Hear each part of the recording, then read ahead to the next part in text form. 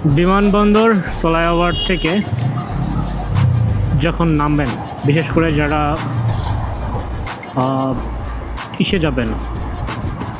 গাজীপুর চৌরাস্তা বা ময়মনসিংহ যাবেন,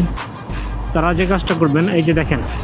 ফ্লাইওভার থেকে নামার পরে, বিমানবন্দর ফ্লাইওভার এটা, এখান থেকে নামার পরে হচ্ছে আপনি মাঝখান থেকে দেখেন একটা বিআরটিএ লেন চলে গেছে। ওই লেন ধরে আপনি যদি সোজা চলে যান, তাহলে আপনি জ্যাম এড়িয়ে খুব সহজে গাজীপুর চৌরাস্তা চলে যেতে পারবেন। আর যদি যে বামের লেন যেটা আছে এটা ধরে যদি যান, সেক্ষেত্রে আপনার কিছুটা বেগ পেতে হতে পারে এবং আপনি জ্যামে পড়তে পারেন। তো যারা আর কি গাজীপুর চৌরাস্তা যাবেন, তারা চেষ্টা করবেন এই যে আমার মতো করে মাঝের লেন ধরে, এটাকে বলা হয় বিআরটিএ লেন, এই লেনটা ধরে সোজা চলে যাবেন, যে একদম উত্তরা থেকে আবার একটা লেন পাবেন এরকম, এই বিআরটিএ লেন